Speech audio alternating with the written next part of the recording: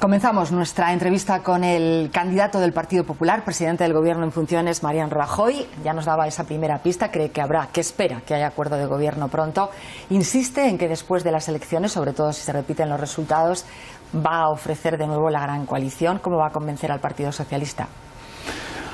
Bueno, ahora hay que esperar, ¿no? Es decir, las elecciones son el próximo 26 de junio. Creo que en este momento los partidos debemos aspirar a coaligarnos con los españoles. Yo voy a intentar ganarme la confianza de los españoles, explicándoles que hemos superado un momento muy difícil, pero que ahora hay que perseverar en las políticas. Bueno, a partir de ahí, si los resultados son similares a los que hubo el 20 de diciembre, pues yo haré el mismo planteamiento. Lo que es evidente es que España necesita un gobierno estable, España necesita certidumbre y necesita seguridad y sobre todo necesita mucha moderación. Por tanto, si yo pensaba que una cosa era buena con unos resultados el 20 de diciembre, si se repiten, pues sigo pensando lo mismo, no voy a cambiar de opinión así porque así. Sí, pero el PSOE dijo que no y sigue manteniendo esa idea. ¿Cómo le va a convencer? Bueno, ya veremos lo que hace el Partido Socialista. Es muy difícil en este momento, yo lo hice estando en precampaña electoral, pero es evidente que hay que dar salida a las situaciones complejas, ¿no?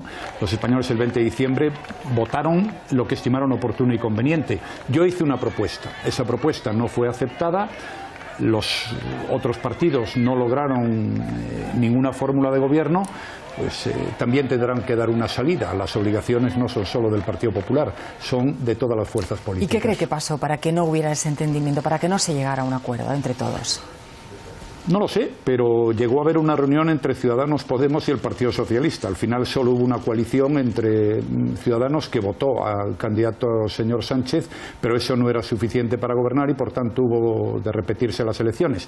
Mi propuesta era muy clara, que gobernara el primero con el segundo, con el cuarto. Era una mayoría importante, dábamos un buen mensaje, era una mayoría de moderación, pero no fue aceptada. Yo estoy absolutamente convencido de que nadie será tan irresponsable de provocar unas terceras elecciones, porque ciertamente eso sería una burla para todos. Después de ver el resultado de las encuestas, ¿ve más como su principal rival a Pablo Iglesias que a Pedro Sánchez? Es difícil, pero es verdad que algunas de las encuestas que se están publicando en las últimas fechas dice que Podemos puede ser la segunda fuerza política. Yo no lo sé, eso serán los españoles lo que lo decidan y lo sabremos de verdad el próximo día 26 de junio. En cualquier caso, a mí lo que me preocupa y lo que me debe ocupar es decirle a los españoles por qué creo que después de superar una etapa de enormes dificultades debemos perseverar en las políticas que han sido útiles y sobre todo pues debemos trabajar para que ese gran objetivo nacional, que es crear empleo, que va a ser mi prioridad para los próximos 4 años, pues se siga produciendo. Llevamos 2 años buenos, el 14 y el 15, el año 2016 en su primera parte está siendo bueno. Hemos conocido que en mayo hay 200.000 personas más afiliadas a la Seguridad Social. Yo cuando vi esa cifra en el día de ayer quedé encantado, pero queda todavía mucho por hacer, hay que perseverar y hay que intentar llegar a 20 millones de españoles trabajando. Tenemos que crear 500.000 puestos de trabajo en los próximos 4 años cada año y creo que se puede hacer porque ya lo hicimos en 2015. Todo el mundo ha coincidido en que esos datos del empleo en mayo son positivos, pero los sindicatos dicen que es empleo estacional y empleo precario. ¿Cómo lo ve para el futuro? ¿Se va a mantener esa tendencia? Pues no estoy de acuerdo. En España el 75% de las personas que trabajan tienen un contrato indefinido. En el año 2007, que fue el año más importante de la economía española, cuando creció mucho el PIB, eran solo el 67%. Es verdad que hay algunos trabajos, sobre todo en la agricultura, hostelería, que son estacionales, pero 75% es lo que hay ahora y yo estoy absolutamente convencido, sobre todo después de ver los datos de mayo, que cada vez va a haber más contratos indefinidos en España, fijos, si somos capaces, como es natural, de hacer las cosas bien. Hoy el Banco de España ha presentado una propuesta en ese sentido, habla de una reforma laboral para acabar con esa temporalidad y propone que se rebaje la indemnización por despido para los trabajadores fijos y que el sueldo vaya relacionado con la situación de las empresas. ¿Qué le parece esa propuesta? Me parece una propuesta en la que no voy a entrar. El Banco de España puede hacer las propuestas que estime oportuno y convenientes, pero creo que es mejor la mía, porque la mía dice que cuando alguien contrate a una persona fija durante los primeros 4 años de ese contrato fijo no tendrá que cotizar por los primeros 500 euros de sueldo mensual.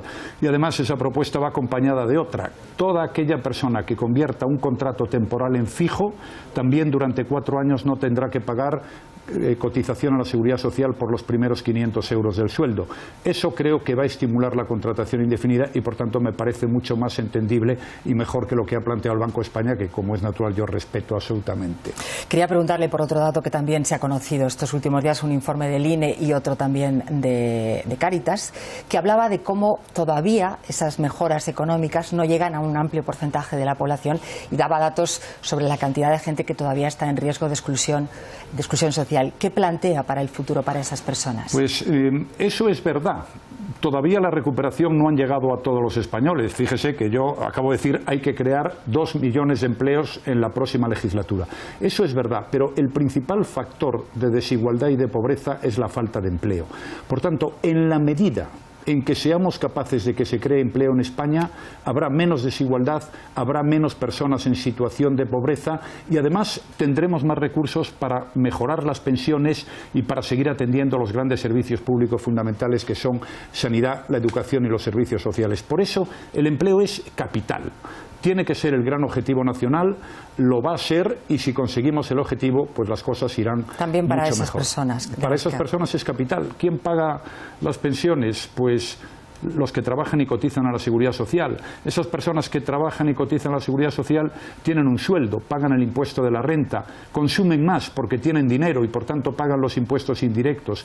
Por tanto, eso es fundamental para tener buenos servicios sociales, para seguir atendiendo el desempleo y para mantener los grandes servicios públicos, sanidad y educación. Le voy a preguntar sobre otra de las cuestiones que ha presentado antes de que conozcamos el programa electoral, que es esa rebaja del IRPF. ¿Cuándo la aplicaría si gana las elecciones, si gobierna? No sé, nosotros ya hemos hecho una rebaja del IRPF en el año 2015 y vamos a hacerla entre el 2015 y el 16. Al final, como las cosas iban bien y había actividad económica y estábamos recaudando, dijimos vamos a hacer las 2 rebajas en el año 15. El año 16 está bajando también el impuesto de sociedades y nuestro planteamiento es bajar 2 puntos el impuesto a la renta a las personas físicas en la medida en que la recaudación vaya bien. Pero desde luego a lo largo de la próxima legislatura lo haremos. Y además le voy a dar un dato que es muy importante. El hecho de haber rebajado los impuestos ha contribuido, junto a con otras muchas medidas, a que haya crecimiento económico y a que en el año pasado, 2015, se hayan creado en España 575.000 puestos de trabajo.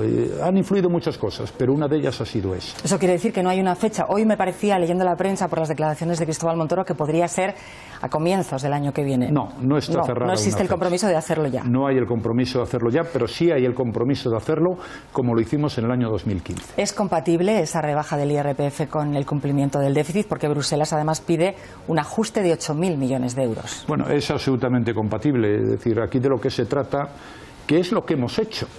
Nosotros hemos conseguido a la vez bajar los impuestos, reducir el déficit, el año pasado del 5,8 al 5, es verdad que teníamos que haberlo reducido más, crecer y crear empleo. Es decir, que las cosas bien hechas pues permiten hacer esas 4 cosas: bajar impuestos, reducir el déficit, crecer y crear puestos de trabajo. Yo creo que es compatible. Ahora tenemos que reducir el déficit, hemos negociado una nueva senda con la Comisión Europea, pero creo que a lo largo de esta legislatura se pueden volver a bajar los impuestos y lo más importante es crecer y crear empleo. Al final esa es la clave. Lo demás son instrumentos. El objetivo es el empleo. Sí, pero es verdad que está esa reclamación de los 8.000 millones. Quería preguntarle por Bruselas, porque esa carta que hemos conocido todos, que se hizo pública, en la que usted se comprometía a, si fuera necesario, a adoptar nuevas medidas. ¿En qué medidas estaba pensando? La más importante de la que estaban pensando es aumentar la actividad económica, más crecimiento y por tanto más recaudación para el Estado. Es decir, contra el déficit se puede luchar de 2 maneras: aumentando los ingresos o reduciendo los gastos. Yo creo que en estos momentos España está creciendo a buen ritmo, se están creando puestos de trabajo, eso aumenta la recaudación y por tanto la aspiración que debe tener el Gobierno, luego veremos si se consigue o no, es que se aumenten los ingresos y que se utilicen esas partidas para reducir el déficit público. Eso no incluye un recorte del gasto público. Yo no tengo pensado hacer un recorte del gasto público distinto del que ya se ha hecho a lo largo de este año, que son 2.000 millones, ya lo hemos hecho hace unos meses antes de que dijera nada la Comisión Europea, 2.000 millones de no disposición, un acuerdo de no disposición. Este año no va a hacer falta hacer más. En los últimos meses, porque hemos estado, no sé cómo definirlo, este impasse que hemos vivido esta legislatura tan breve, se han conocido nuevos datos relacionados con los casos de corrupción. ¿Cómo cree que van a influir en esta nueva campaña electoral? Bueno, la mayor parte de los casos, en fin, que estamos conociendo, pues son casos sobre los que se lleva hablando durante mucho tiempo, que afectan a diversas fuerzas políticas. Pues yo creo que influirán como otras muchas cosas, ¿no? Lo que pasa es que la gente al final hace un juicio de valor de tipo general, ¿no? Y entonces, evidentemente, nadie está de acuerdo con el 100% de lo que hace una fuerza política u otra, sea esa la que sea, ¿no? Pero sin duda alguna influirán, como ya influyeron en las pasadas elecciones del 20 de diciembre. ¿En qué sentido cree que le afectaron al Partido Popular? Bueno, el Partido Popular le ha tocado gobernar en la época donde era más difícil en las últimas décadas en España. Nosotros vivimos una crisis económica monumental. La primera vez desde nunca que España estuvo a punto de quebrar y que España estuvo a punto de un rescate de las instituciones europeas. Bueno, eso obligó a tomar decisiones difíciles, decisiones complejas. Mucha gente había perdido su puesto de trabajo. Nuestros 2 primeros años, el año 12 y el año 13, fueron muy difíciles.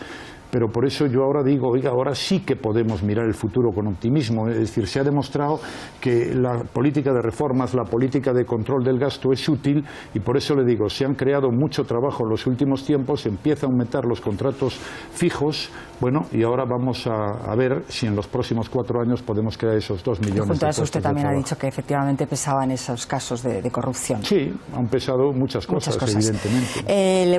Vamos a volver un poco a hablar de los pactos, porque es verdad que es una de las cuestiones que está planteada en esta nueva etapa electoral, porque va a pesar mucho en el futuro.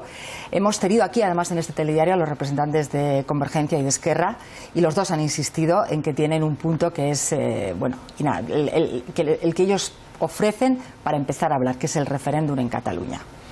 Yo no voy a hacer ni a permitir por 2 razones. Una, porque no creo en ello. Yo creo en la unidad de España, creo en mi país, ¿no? Pero segundo, porque no lo permite la ley. Es decir, hay algunas cosas que es mejor dejar claras. La unidad de España es algo que corresponde a todos los españoles, no solo a una parte de los españoles. La igualdad entre todos los españoles, sean quienes sean, vivan donde vivan, hagan lo que hagan y piensen como piensen, es un principio constitucional que yo voy a defender. Y la soberanía nacional, es decir, lo que sea España lo decidimos entre todos, hayamos nacido donde hayamos nacido, es algo sobre lo cual solo pueden disponer los españoles, y yo estaré a favor siempre de eso. A partir de ahí, creo que debemos hablar, creo que podemos hablar, creo que hay margen para el entendimiento, pero insisto, yo voy a defender la soberanía nacional y la igualdad de los españoles siempre. ¿Cómo interpreta esas declaraciones de José María Aznar diciendo que hay que hacer todos los sacrificios personales necesarios para formar gobierno? Bueno, los expresidentes del gobierno hablan cuando lo estiman oportuno y conveniente, y de todas las opiniones pues son importantes y hay que tenerlas en cuenta, como hago con todos los demás.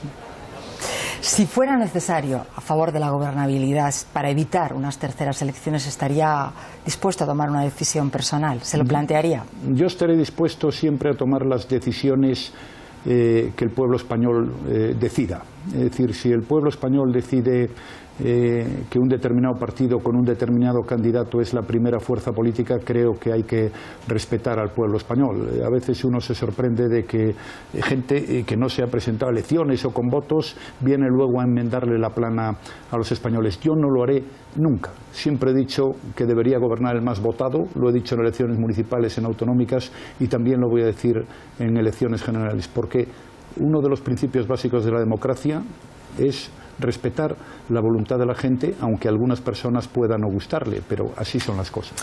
En estos momentos está José Luis Rodríguez Zapatero en Venezuela, ha estado también el expresidente Felipe González, hemos visto a Albert Rivera. El Consejo de Ministros trató la situación de los trabajadores españoles en Venezuela para mejorarles el sueldo. ¿Por qué se ha colado Venezuela en la campaña electoral?